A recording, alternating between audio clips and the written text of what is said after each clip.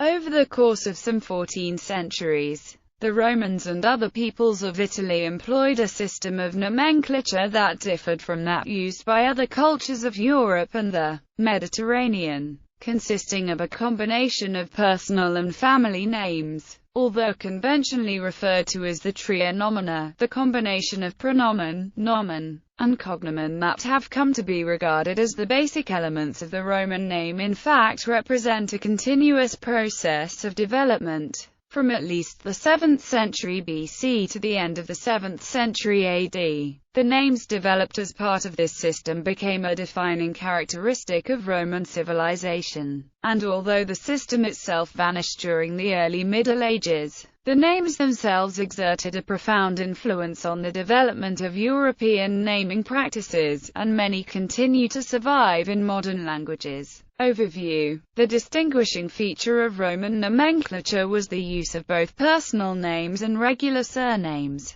Throughout Europe and the Mediterranean, other ancient civilizations distinguished individuals through the use of single personal names, usually diathymatic in nature, consisting of two distinct elements, or themes. These names allowed for hundreds or even thousands of possible combinations. But a markedly different system of nomenclature arose in Italy, where the personal name was joined by a hereditary surname. Over time, this binomial system expanded to include additional names and designations. The most important of these names was the nomen gentilicium, or simply nomen, a hereditary surname that identified a person as a member of a distinct gens. This was preceded by the pronomen, or forename, a personal name that served to distinguish between the different members of a family. The origin of this binomial system is lost in prehistory, but it appears to have been established in Latium and Etruria by at least 650 BC. In written form, the nomen was usually followed by a filiation, indicating the personal name of an individual's father,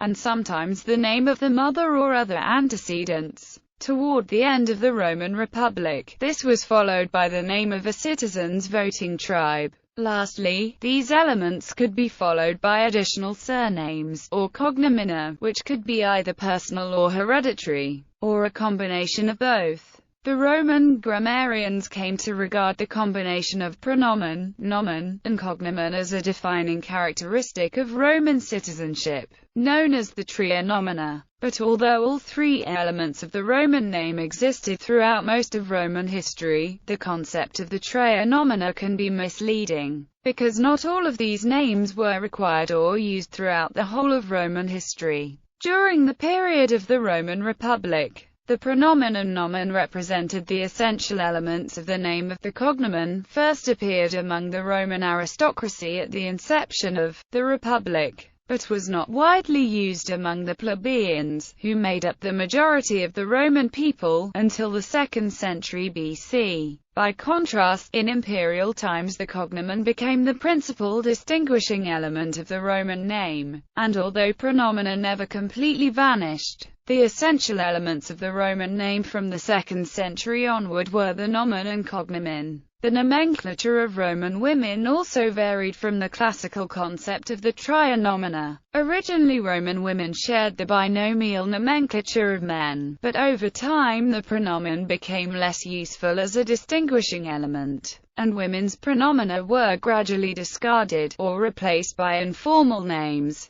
By the end of the Republic, the majority of Roman women either did not have or did not use pronomina. Most women were called by their nomen alone, or by a combination of nomen and cognomen. Pronomina could still be given when necessary, and as with men's pronomina the practice survived well into imperial times. But the proliferation of personal cognomina eventually rendered women's pronomina obsolete. In the later empire, members of the Roman aristocracy used several different schemes of assuming and inheriting nomina and cognomina, both to signify their rank, and to indicate their family and social connections. Some Romans came to be known by alternative names, or signia, and due to the lack of surviving epigraphic evidence, The full nomenclature of most Romans, even among the aristocracy, is seldom recorded. Thus, although the three types of names referred to as the trinomina existed throughout Roman history, the period during which the majority of citizens possessed exactly three names was relatively brief. Nevertheless, because most of the important individuals during the best recorded periods of Roman history possessed all three names,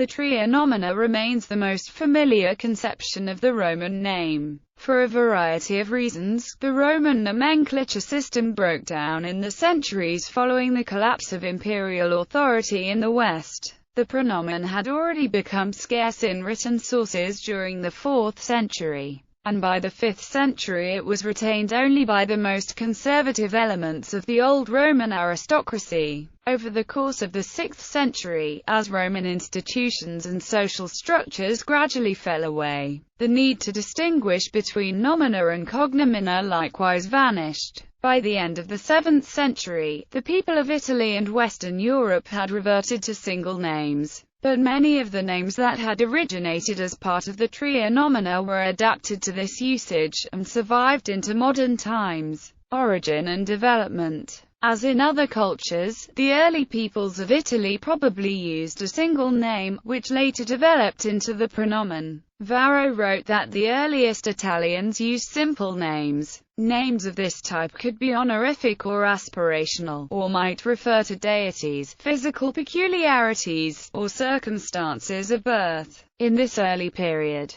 the number of personal names must have been quite large, but with the development of additional names the number in widespread use dwindled. By the early Republic, about 36 Latin pronomina remained in use, some of which were already rare. About 18 were used by the patricians. Barely a dozen pronomina remained in general use under the empire, although aristocratic families sometimes revived older pronomina, or created new ones from cognomina. The development of the nomen as the second element of the italic name cannot be attributed to a specific period or culture. From the earliest period it was common to both the Indo-European speaking Italic peoples and the Etruscans. The historian Livy relates the adoption of Silvius as a nomen by the kings of Alba Longa, in honor of their ancestor, Silvius, as part of Rome's foundation myth. This statement cannot be regarded as historical fact,